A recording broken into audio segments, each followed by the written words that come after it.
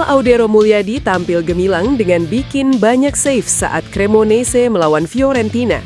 Hal itu belum cukup sebab I Grigori Rossi tetap tumbang. Cremonese bertandang ke Stadion Artemio Franchi, Firenze, markas Fiorentina Minggu. Di laga itu, tim tamu sempat bikin lawan frustrasi. Sepanjang laga, Emil bikin banyak penyelamatan. Sofascore mencatat kiper timnas Indonesia itu bikin 7 saves mengamankan gawang Cremonese. Ia bisa menggagalkan peluang gol lawan dengan rasio 0,84 di laga tersebut. Hingga menit-menit akhir, Emil Audero sedianya masih konsisten mengamankan gawang Cremonese. Namun Fiorentina akhirnya tetap bisa bikin gol. Aksi Emil di laga itu rupanya tetap diapresiasi kendati Cremonese kalah.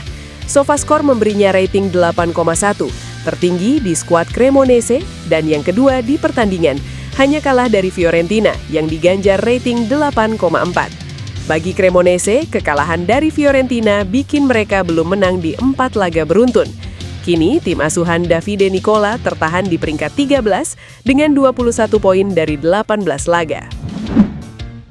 Nilai pasar Jay Itzas meroket per Desember 2025.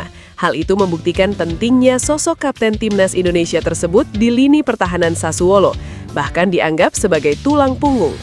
Itzas memulai musim pertamanya bersama Sassuolo pada 2025-2026.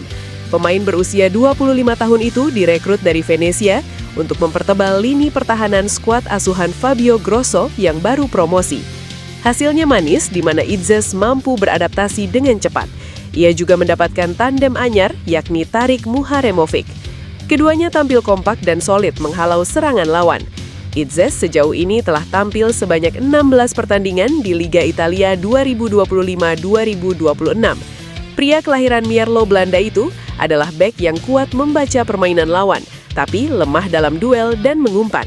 Sementara media Italia, Tutto Mercato Web menilai bek timnas Indonesia itu sebagai tulang punggung pertahanan Sassuolo. Hal itu terbukti dari peningkatan pesat nilai pasarnya. Tutto Mercato Web memperkirakan duet Itzas Muharemovic telah mencapai nilai pasar 40 juta euro jika digabungkan. Sang rekan setim memang memiliki nilai lebih tinggi, tetapi pertahanan Sassuolo tak lengkap tanpa adanya pemain berdarah Semarang itu.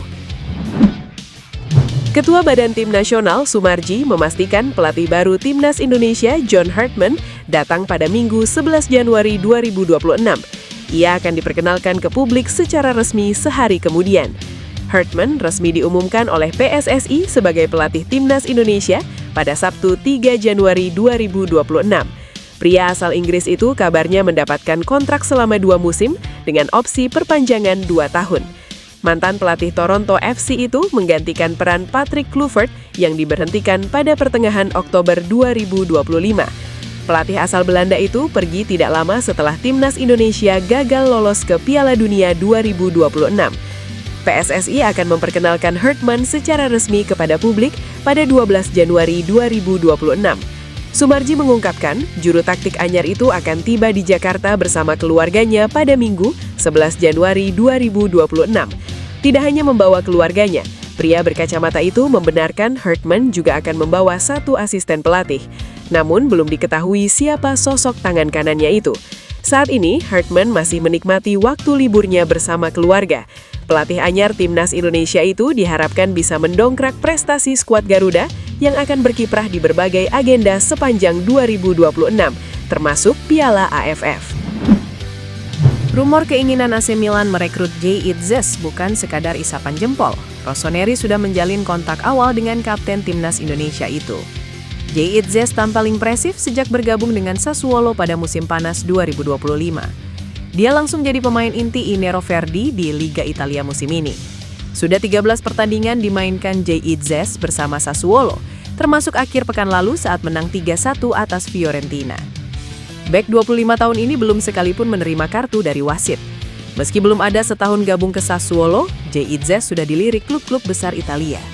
AC Milan kabarnya jadi yang terdepan mengincar ex-kapten Venezia ini. Media Italia Europa Calcio melaporkan, AC Milan sudah melakukan kontak awal dengan agen Jay Itzas. Komunikasi ini dibuat untuk menentukan kelayakan transfer sang pemain di bursa musim dingin mendatang. Jay Itzas disebut telah mengesankan para pencari bakat AC Milan. Rossoneri menganggapnya cocok untuk membantu atau menggantikan Matteo Gabbia di sektor pertahanan tim. Di Sassuolo, Itzes bermain sebagai bek tengah dan tak bermasalah dengan formasi 3 bek. Dianggap cocok dengan taktik pelatih AC Milan Massimiliano Allegri. Usianya yang masih muda turut dinilai sebagai investasi jangka panjang. Pemusatan latihan Timnas Indonesia U20 tidak sekadar menjadi ajang seleksi pemain, tetapi juga tahap awal pembentukan karakter dan identitas tim di bawah arahan pelatih kepala Nova Arianto. Melalui 2 gelombang seleksi, tim pelatih mulai menanamkan nilai disiplin, kerja keras dan pemahaman taktik sebagai fondasi utama menuju level internasional. TC awal diikuti pemain-pemain muda potensial, termasuk generasi kelahiran 2007. Sejak hari pertama, para pemain tidak hanya dituntut menunjukkan kualitas teknik, tetapi juga sikap, etos kerja, dan kemampuan beradaptasi dengan konsep permainan yang diterapkan. Nova Arianto menegaskan bahwa seleksi ini menjadi sarana mengenal karakter pemain secara menyeluruh. Baginya, keberhasilan membangun Timnas U20 bukan hanya ditentukan oleh bakat individu, melainkan oleh kesiapan mental dan kedisiplinan dalam menjalani proses latihan. Yang saya minta mereka bisa menunjukkan versi terbaik mereka, bagaimana kerja keras mereka, bagaimana usaha mereka di latihan, itu yang ingin tim 777 lihat, ujar Nova. Selain itu, pemahaman terhadap skema permainan menjadi perhatian penting dalam tahap awal ini. Nova berharap para pemain mampu menyerap instruksi dengan cepat dan menunjukkan perkembangan dari sesi ke sesi. Melalui pendekatan tersebut, TC Timnas U20 diharapkan tidak hanya menghasilkan pemain terbaik secara teknis, tetapi juga membentuk tim yang solid, disiplin, dan siap menghadapi tantangan di level internasional. PSSI resmi menunjuk pelatih asal Inggris, John Hartman, sebagai juru taktik baru bagi Timnas Indonesia. John Hartman resmi diperkenalkan sebagai pelatih baru Timnas Indonesia pada Sabtu melalui kanal resmi PSSI. Dalam kontrak yang ditandatanganinya, John Hartman sepakat dengan kontrak berdurasi 2 tahun dengan opsi perpanjangan 2 tahun. Mengutip dari Kita Garuda, PSSI menjelaskan peran Hartman tidak hanya terbatas pada tim senior, namun juga Timnas U23 Indonesia. Ketua Badan Tim Nasional Sumarji dalam keterangannya mengatakan, jika PSSI sebenarnya sempat menimbang calon pelatih Timnas Indonesia antara Giovanni van Bronckhorst dan John Hartman. Namun ada beberapa pertimbangan yang dibahas pada rapat Exco PSSI, yang akhirnya memutuskan John Hartman sebagai sosok yang terpilih sebagai pelatih Timnas Indonesia. Sumarji mengatakan jika salah satu pertimbangan yang dibuat PSSI yaitu terkait kemauan sang pelatih untuk menetap di Indonesia. PSSI mencari sosok pelatih yang mau tinggal di Indonesia untuk bisa mengenal budaya hingga sepak bola di tanah air. Sumarji mengatakan jika cara tersebut dilakukan berkaca dari pengalaman sebelumnya yang telah menjadi bahan evaluasi oleh PSSI. John Hartman menyatakan kesediaannya untuk tinggal di Indonesia dan membawa serta keluarganya. Alasan itu yang membuat PSSI akhirnya memilih Hartman. Jagad dunia maya dihebohkan dengan isu bergabungnya Martin Paes ke Persib Bandung. Kabar itu santer beredar jelang putaran kedua Super League 2025-2026. Isu Martin Paes ke Persib Bandung mencuat bersamaan dengan kabar ketertarikan klub terhadap Joey Pelupessy. 2 pemain naturalisasi Timnas Indonesia itu disebut masuk radar Persib untuk memperkuat skuad menghadapi paruh kedua musim yang krusial. Nama Joey Pelupessy lebih dulu santer dikaitkan dengan Persib Bandung.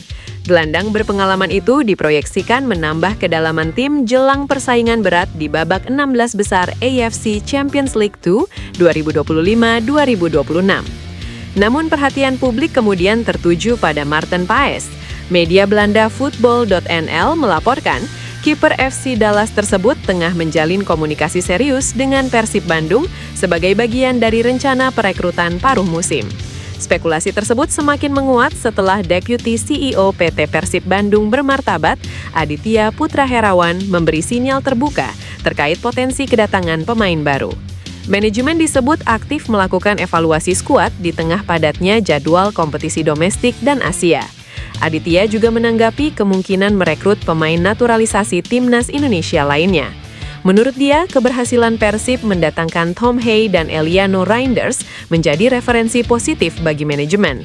Jika Persib benar-benar menambah pemain naturalisasi, kehadiran Martin Paes berpotensi memberi kedalaman di sektor penjaga gawang menghadapi kompetisi domestik dan Asia yang berjalan bersamaan.